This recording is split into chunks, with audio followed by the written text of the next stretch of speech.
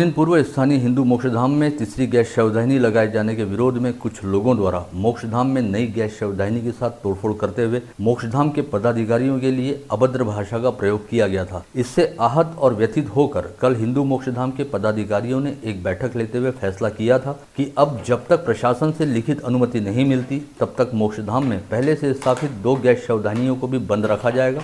हालांकि लकड़ी की चिताओं पर परंपरागत तरीके से अंतिम संस्कार का काम जारी रहेगा। हिंदू स्मशान भूमि संस्था द्वारा लिए गए इस फैसले का पता चलते ही मोक्षधाम को 30 लाख रुपए की नई गैस शवदाहिनी अपने खर्च पर उपलब्ध करवाने वाले पूर्व जिला पालक मंत्री व विधान परिषद सदस्य प्रवीण पोटे पाटिल ने आज रविवार रहने के बावजूद जिलाधीश शैलेश नवाल व महानगर पालिका आयुक्त प्रशांत रोड़े से प्रत्यक्ष मुलाकात की। इस समय दोनों प्रशासनिक अधिकारियों से इस मसले को लेकर धीर गंभीर चर्चा करते हुए प्रवीण पोटे ने जिलाधीश नवाल व मनपा आयुक्त प्रशांत रोड़े को एक लिखित निवेदन भी सौंपा, जिसमें मांग की गई कि मौजूदा हालात और समय की जरूरत को देखते हुए हिंदू मोक्षधाम को दोनों गैस शवदाहिनियां दोबारा शुरू करने तथा तीसरी गैस शवदाहिनी स्थापित करने की लिखित अनुमति दी जाए। इस समय पूर्व पालक मंत्री प्रवीण पोटे के साथ भारतीय जनता पार्टी के शहराध्यक्ष किरण पातुरकर भी उपस्थित थे। पूर्व पालक मंत्री पोटे से हुई चर्चा के बाद निगमायुक्त प्रशांत रोड़े ने तुरंत ही हिंदू मोक्षधाम के नाम एक लिखित पत्र जारी करते हुए हिंदू मोक्षधाम के अध्यक्ष आरबी अटल के नाम एक लिखित पत्र जारी करते हुए तीसरी गैस शवदाहिनी को लगाने की अनुमति प्रदान की। साथ ही उनसे यह निवेदन भी किया कि वे पहले से स्थापित 2 गैस शवदाहिनियों को भी दोबारा शुरू करें। इस पत्र में निगमायुक्त प्रशांत रोड़े ने कोविड संक्रमण काल के दौरान हिंदू स्मशान भूमि संस्था द्वारा कोविड संक्रमित मृतदेहों के अंतिम संस्कार हेतु मोक्षधाम द्वारा प्रशासन के साथ किए गए सहयोग की सराहना करते हुए कहा कि परंपरागत पद्धति से अंतिम संस्कार करने हेतु बड़े पैमाने पर लकड़ियों का प्रयोग होता है। इसकी तुलना में गैस शवदाहिनी के जरिए अंतिम संस्कार करते समय जहां एक और लकड़ियों की बचत होती है, वहीं बेहद कम पैमाने पर प्रदूषण होता है, क्योंकि गैस शवदाहिनी का धुआं करीब 120 फुट ऊंची चिमनी के जरिए सीधे आसमान में छोड़ा जाता है।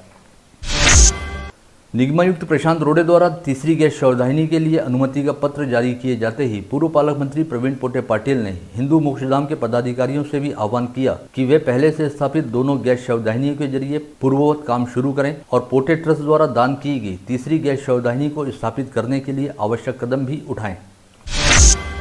इस संदर्भ में जिलाधीश शैलेश नवाल व निगमायुक्त प्रशांत रोड़े को सौंपे गए निवेदन के जरिए पूर्व पालक मंत्री प्रवीण पोटे ने विगत दिनों मोक्षधाम में हुई हिंसा व तोड़फोड़ की कड़े शब्दों में निंदा की। साथ ही जिला पालक मंत्री व पुलिस प्रशासन से निवेदन किया कि इस तरह की हरकत करने वाले अराजक तत्वों के खिलाफ कड़ी से कड़ी कार्रवाई की जानी चाहिए।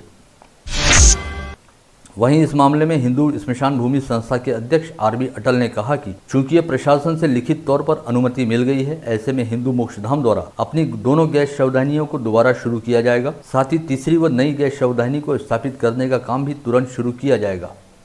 अटल जी ने यह भी स्पष्ट किया कि यद्यपि हिंदू मोक्षधाम में अब 3 गैस शवदाहिनियां उपलब्ध होंगी, किंतु यहां पर एक समय में केवल 2 गैस शवदाहिनियों को ही काम में लगाया जाएगा और 1 गैस शवदाहिनी को स्टैंड बाय रखा जाएगा। यदि 2 में से कोई एक मशीन में तकनीकी खराबी आती है तो तीसरी मशीन को उपयोग में लाया जाएगा। तीसरी गैस शवदाहिनी के विरोध को लेकर बीते दिनों हुए हंगामे के मद्देनजर अब प्रशासन द्वारा हिंदू मोक्षधाम में पुलिस बंदोबस्त लगाने का निर्णय लिया गया है और पुलिस की देखरेख में ही तीसरी गैस शवदाहिनी को स्थापित करने का काम किया जाएगा। वहीं गत रोज हिंदू मोक्षधाम के पदाधिकारियों की बैठक के बाद हिंदू स्मशान संस्था की ओर से मोक्षधाम में तोड़फोड़ व हंगामा करने वाले लोगों के खिलाफ राजापेट पुलिस थाने में अलग से एक शिकायत दर्ज कराई गई है, जिसके बाद अब संबंधितों के खिलाफ नई धाराओं के तहत मामले भी दर्ज हो सकते हैं।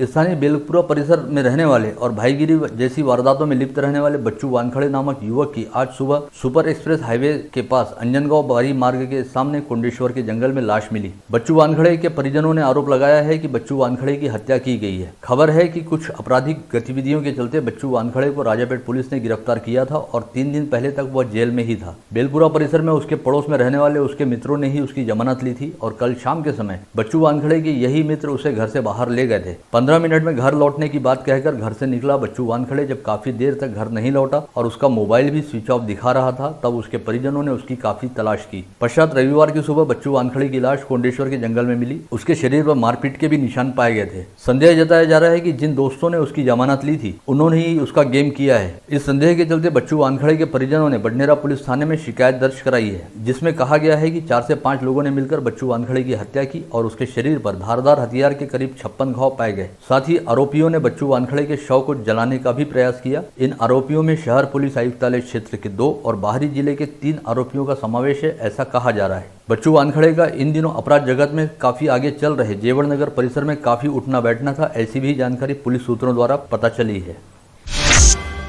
स्वास्थ्य महकमे की ओर से अमरावती जिले के लिए रविवार की शाम कोविशील्ड के 3000 तथा कोवैक्सीन के 8300 डोज की खेप उपलब्ध कराई गई है, जो अकोला स्वास्थ्य उप संचालक कार्यालय के जरिए अमरावती पहुंच गई। वैक्सीन की इस नई खेप के जरिए सोमवार 31 मई से शहर सहित जिले में कोविड टीकाकरण अभियान पूरी रफ्तार के साथ चलाया जाएगा। विगत 3 दिनों के दौरान अमरावती जिले को कोविशील्ड के 30,000 और कोवैक्सीन के 6000 डोज की खेप प्राप्त हो चुकी है, जिसके जरिए बीते 3 दिनों से जिले में बड़े पैमाने पर वैक्सीन लगाने का काम 100 से अधिक टीकाकरण केंद्रों पर चल रहा है। इसके लिए ऑनलाइन बुकिंग व टोकन पद्धति अमल में लाए जाने के चलते कहीं पर किसी भी तरह की भीड़भाड़ वाली स्थिति दिखाई नहीं दे रही है। वाशिम जिले के अडान नदी के पुलिया पर बारिश का पानी बह जाने के लिए बनाई गई नालियां पूरी तरह से बुझ गई हैं। ऐसे में यहां पर बारिश का पानी जमा हो जाता है और यहां आए दिन किसी न किसी सड़क हादसे के घटित होने की संभावना बनी रहती है। कारंजा मनोरा मार्ग के बीच अडान नदी पर यातायात सुचारू रखने के लिए करीब 45 वर्ष पहले इस पुलिया का निर्माण किया गया था। यह पुल 40 फीट ऊंचा व लगभग 100 फीट लंबा है। शनिवार को इजोरी परिसर में तूफानी हवा के साथ बारिश हुई, इस कारण सभी और बारिश का पानी जमा हो गया था और इस पुलिया पर भी काफी देर तक बारिश का पानी जमा रहा, क्योंकि पुलिया से पानी की निकासी हेतु बनाई गई नालियां पूरी तरह से बंद हैं। बहुजन समाज पार्टी की नेता तथा उत्तर प्रदेश की पूर्व मुख्यमंत्री मायावती के बारे में अभिनेता रणदीप हुड्डा द्वारा की गई कथित आपत्तिजनक टिप्पणी का यहां के इरविन चौक पर अमरावती बसपा की ओर से निषेध किया गया। इस समय बसपा पदाधिकारी सुधाम बोरकर के नेतृत्व में कार्यकर्ताओं ने अभिनेता हुड्डा के निषेध में नारे लगाए और उसके पोस्टर को जलाया। एक अभिनेता रणदीप हुड्डा या व्यक्तीने जी बहिणजीवर टिप्पणी केली, ही टिप्पणी फार गंदी आहे, म्हणून या इथल्या भारतातील संपूर्ण स्त्रीचा, संपूर्ण महिलाचा तो अपमान आहे, संपूर्ण महिलाचा अपमान आहे तो। म्हणून बहुजन समाज पार्टीने त्याला अटक करावं आणि त्याला तात्काळ अटक करावं, ही आमची मागणी आहे आणि आम्ही त्याचा आज पुतळा दहन केला। बाबासाहेबांच्या पुतळ्याला हार अर्पण करून बहिणजी बहुजनाची दलिताची मशी असून ती आमच्या मनाला, आमच्या अस्मितेचा भाग आहे तो। आणि एका महिलेला, भारतीय महिलाला आज एवढं मोठं राजकीय नाव आहे संपूर्ण जगामध्ये, आणि त्या व्यक्तीने, एका कलाकाराने, एका अभिनेत्याने अशी टिप्पणी केली। आम्ही त्याचं निंदन करतो आणि त्याच्यावर ॲट्रोसिटी ऍक्ट गुन्हा दाखल झाला पाहिजे। बहुजन समाज पार्टी महाराष्ट्राच्या आणि जिल्ह्याच्या वतीने आम्ही अशी मागणी करतो। कांग्रेस नेता तथा राज्य में मंत्री रहने वाले विजय वडेट्टीवार रविवार को अमरावती जिले के दौरे पर थे। इस समय जिला परिषद अध्यक्ष बबलू देशमुख के निवास पर आयोजित पत्रकार परिषद में उन्होंने कहा कि प्रधानमंत्री नरेंद्र मोदी के नेतृत्व में भारतीय जनता पार्टी के नेतृत्व वाली केंद्र सरकार ने आज 7 वर्ष पूर्ण कर लिए हैं और इन 7 वर्षों के दौरान मोदी सरकार ने जनता का पूरी तरह से अपेक्षा भंग किया है। इन 7 वर्षों के दौरान मोदी सरकार जहाँ अपना एक भी आश्वासन पूर्ण नहीं किया गया, वहीं महंगाई काफी अधिक बढ़ गई है। 7 वर्षाचा निषेध करण्यासाठी आज जिल्हा काँग्रेस समितीने जे आंदोलन केलं आणि मोदी सरकारला इशारा दिला, ग्राफ तर पसरतो पडतोच आहे, जबरदस्त घसरतो आहे, कुठलाही विषय हाताळण्यामध्ये हे सरकार अपयशी झाले आहे। म्हणून आता देशातली जनता या सरकारच्या एकूण कार्याला विटलेली आहे। म्हणून आमच्या प्रांताध्यक्षांनी या सगळ्या सरकारच्या निषेधासाठी श्री नाना पटोले यांनी जिल्ह्यामध्ये पत्रकार परिषदांचं आयोजन करून या सरकारच्या एकूण केलेल्या काळ्या धोरणाचा, काळ्या कायद्याचा आणि 7 वर्षाच्या कारकिर्दीचा धिक्कार करण्यासाठी, निषेध करण्यासाठी आज पत्रकार परिषदेचं आयोजन आणि आंदोलनाचं आयोजन केलं होतं। या 7 वर्षाच्या कारकिर्दीचा आम्ही निषेध करतो। केंद्र की मोदी सरकार को सत्तारूढ़ हुए आज 7 वर्ष पूर्ण हो गए। इन 7 वर्षों में मोदी सरकार ने देश को महंगाई के अंधेरे में ढकेल दिया और देश की अर्थव्यवस्था पूरी तरह से बिगड़ गई है। इस आशय का आरोप लगाते हुए शहर व जिला कांग्रेस की ओर से जिलाधीश कार्यालय पर मोदी सरकार के विरोध में नारेबाजी करते हुए काले झंडे दिखाए गए। इस आंदोलन में स्थानीय विधायक सुलभा खोड़के, कांग्रेस शहराध्यक्ष बबलू शेखावत, जिलाध्यक्ष बबलू देशमुख, पूर्व महापौर व पार्षद विलास इंगोले सहित शहर व जिला कांग्रेस के कार्यकर्ता व पदाधिकारी बड़ी संख्या में उपस्थित थे। शेतकरी विरोधी केंद्र सरकारचा निषेध असो, शेतकरी विरोधी केंद्र सरकारचा निषेध असो। जिले में अब कोविड संक्रमण की रफ्तार धीरे धीरे सुस्त हो रही है। रविवार को लगातार चौथे दिन संक्रमितों की संख्या 500 के स्तर से नीचे रही। आज 407 नागरिकों की रिपोर्ट पॉजिटिव आई है। इनमें मनपा क्षेत्र के केवल 73 नागरिकों की रिपोर्ट का समावेश है। वहीं शेष अन्य मरीज जिले के ग्रामीण इलाकों से पाए गए हैं। इसके साथ ही जिले में कुल संक्रमितों की संख्या बढ़कर 91,837 पर जा पहुंची है। वहीं रविवार को 24 घंटे के दौरान जिले के कोविड अस्पतालों में कुल 10 कोविड संक्रमितों की मौत हुई, जिनमें सभी स्थानीय मरीजों का समावेश रहा। जिले में कोरोना मृतकों की संख्या बढ़कर अब 1,449 पर जा पहुंची है। साथ ही बाहरी जिलों के 170 मृतकों को जोड़कर यह आंकड़ा 1,619 पर जा पहुंचा है। स्थानीय मृतकों में मनपा क्षेत्र के 1 व ग्रामीण क्षेत्र के 9 मरीजों का समावेश रहा। इसके अलावा रविवार को जिले के कोविड अस्पतालों से 879 मरीजों को कोविड मुक्त हो जाने के चलते डिस्चार्ज दिया गया। जिले में अब तक कुल 84,888 मरीज कोविड मुक्त हो चुके हैं। इस समय जिले में कुल एक्टिव पॉजिटिव मरीजों की संख्या 5,500 है, जिनमें मनपा क्षेत्र के 1,340 तथा ग्रामीण क्षेत्र के 4,170 मरीजों का समावेश है। इसके अलावा इस समय 1,579 मरीजों का विभिन्न कोविड अस्पतालों में इलाज चल रहा है। साथ ही मनपा क्षेत्र में 784 व ग्रामीण क्षेत्र में 3,137 मरीज होम आइसोलेशन में रखे गए हैं। बीते 24 घंटे के दौरान जिले में 6,558 नागरिकों की कोविड टेस्ट की गई थी, जिसमें से मात्र 5.97% लोगों की ही टेस्ट रिपोर्ट पॉजिटिव आई है। विगत 5 दिनों से पॉजिटिविटी रेट में लगातार कमी चल रही है। वहीं इस समय कोविड संक्रमित मरीजों के कोविड मुक्त होने का प्रमाण बढ़कर 92.84% पर पहुंच गया है। रिकवरी रेट में भी विगत कुछ दिनों से लगातार इजाफा हो रहा है। इसे एक तरह से अमरावती जिले के लिए राहत वाली स्थिति कहा जा सकता है। प्रधानमंत्री नरेंद्र मोदी के नेतृत्व वाली केंद्र सरकार द्वारा अपने 7 वर्ष का कार्यकाल सफलतापूर्वक पूर्ण करने के उपलक्ष्य में पीडीएमसी प्रभाग की पार्षद तथा भाजपा महिला मोर्चा की प्रदेश सचिव सुरेखा लुंगारे ने पीएम आवास योजना का लाभ प्राप्त करने वाले लाभार्थियों के सत्कार हेतु तपोवन परिसर के कृष्णानगर स्थित पीएम आवास योजना की इमारत में सत्कार समारोह का आयोजन किया था। भाजपा शहराध्यक्ष किरण पातुरकर की अध्यक्षता में आयोजित इस कार्यक्रम में महापौर चेतन गवंडे के हाथों इस परिसर में साकार पीएम आवास योजना के लाभार्थियों का भावपूर्ण सत्कार किया गया। संत गाडगे बाबा अमरावती विद्यापीठ के 37वें दीक्षांत समारोह में विधि स्नातक पाठ्यक्रम से सर्वाधिक अंक हासिल करते हुए रजत पदक प्राप्त करने वाले ऋषि अमरजीत छाबड़ा का गुरुद्वारा श्री गुरु सिंह सभा द्वारा भावपूर्ण सत्कार किया गया। इस समय गुरुद्वारा प्रबंधक कमेटी के अध्यक्ष डॉक्टर राजन सिंह सलूजा व सचिव डॉक्टर निकू खालसा ने लॉ टॉपर ऋषि छाबड़ा का अभिनंदन किया। कोविड संक्रमण काल के दौरान रक्त की किल्लत को देखते हुए प्रशांत नगर युवक मित्र मंडल द्वारा रविवार 30 मई को रक्तदान शिविर का आयोजन किया गया, जिसमें 60 से अधिक रक्तदाताओं ने स्वयं स्फूर्त तौर पर रक्तदान किया। इस शिविर में बडनेरा स्थित संत गाडगे बाबा ब्लड बैंक की टीम ने रक्त संकलन का कार्य किया।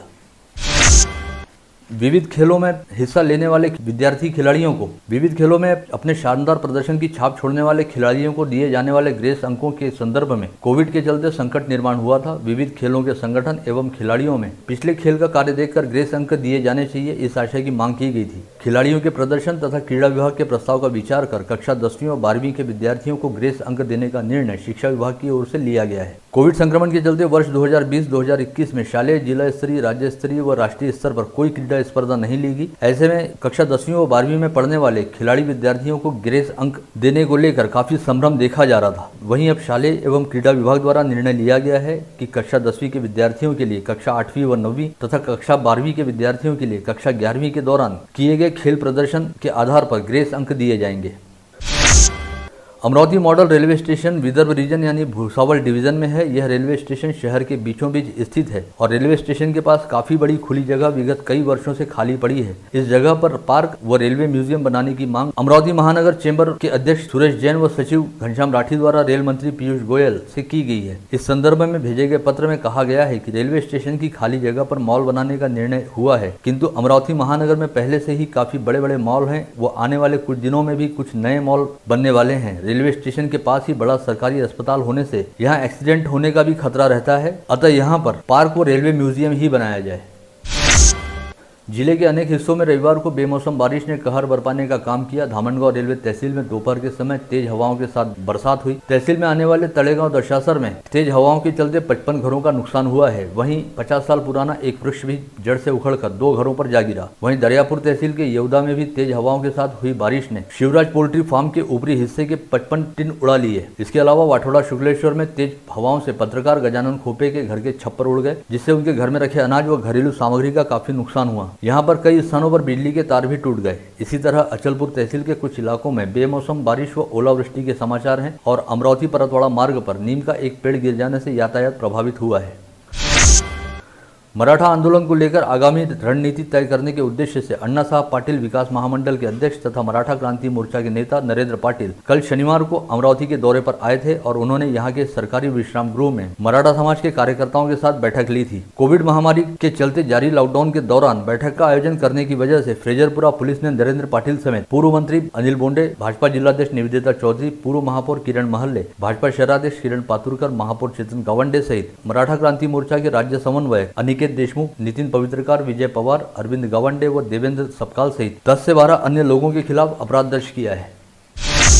स्थानीय रुक्मिणीनगर परिसर निवासी नगर सेविका के पति अभय उर्फ धनंजय भानुदास बुजाड़े ने कल मनपा के निर्माण विभाग में घुसकर जमकर हंगामा किया। अभय बुजाड़े ने निर्माण विभाग के अभियंता रविंद्र पवार को अपने पास की फाइलों पर जबरन हस्ताक्षर करने के लिए कहा और जब रविंद्र पवार ने हस्ताक्षर करने से इनकार किया तो बुजाड़े ने फाइलें फेंकनी शुरू की और ऑफिस में ही फांसी लगाकर आत्महत्या करने की धमकी दी। इसी तरह निर्माण विभाग के जोन 2 में सुहास नंदकिशोर चौहान ने भी एस्टीमेट पर अभी के अभी हस्ताक्षर नहीं किए तो उन्हें देख लेने की धमकी दी और सरकारी काम में बाधा निर्माण की। इस समय उपायुक्त सुरेश पाटिल एक बैठक में हिस्सा ले रहे थे, जिन्हें धनंजय बुजाड़े ने तुरंत बाहर आने हेतु कहते हुए देख लेने की धमकी दी। पता चला है कि इस समय धनंजय बुजाड़े शराब के नशे में धुत थे। इस मामले को लेकर कोतवाली पुलिस ने शिकायत मिलने के बाद धनंजय बुजाड़े के खिलाफ विभिन्न धाराओं के तहत अपराध दर्ज किया है।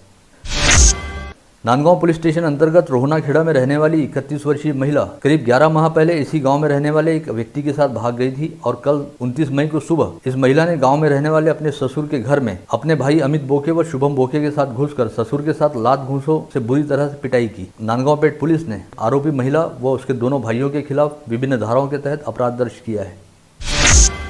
खोलापुरी गेट पुलिस स्टेशन अंतर्गत कांडलकर प्लॉट के नाले के पास कल रात 8 बजे भातकुली रोड पर रहने वाले मयूर पंडित ने सादिया नगर निवासी मोहम्मद आकिब मोहम्मद आरिफ को अपने साथ शराब पीने के लिए चलने की बात कही और मोहम्मद आकिब ने जब साथ चलने से मना किया तो मयूर ने उसे चाकू मारकर घायल कर दिया। नांदगांव पेट पुलिस स्टेशन अंतर्गत आने वाले बस स्टैंड के समीप कोठारी कॉलोनी में रहने वाले 29 वर्षीय संतोष छोटेलाल कोठार ने अपने ही घर में फांसी लगाकर आत्महत्या कर ली। संतोष के बड़े भाई संदीप ने पुलिस को बताया कि संतोष को शराब की लत थी और नशे में उसने रसोई घर में फांसी लगाकर आत्महत्या की। धामनगौर रेलवे तहसील में 2 किसानों ने खरीफ बुआई की सुविधा नहीं रहने की चिंता के चलते रविवार को आत्महत्या कर ली। देवगांव में रहने वाले अल्पभूधारक किसान हरीश चौधरी ने दोपहर में अपने घर में फांसी लगाकर आत्महत्या की। वहीं झाड़ा निवासी 24 वर्षीय शुभम संतोष ठाकरे ने जहर पीकर अपनी जान दे दी। गत रोज राज्य खाद्यान्न आयोग के अध्यक्ष यवतमाल जिले के दौरे पर आए थे, तब आपूर्ति विभाग को अपने कर्तव्य का एहसास हुआ और विभाग ने यवतमाल कॉटन मार्केट परिसर में शनिवार की दोपहर छापा मारते हुए रोहाना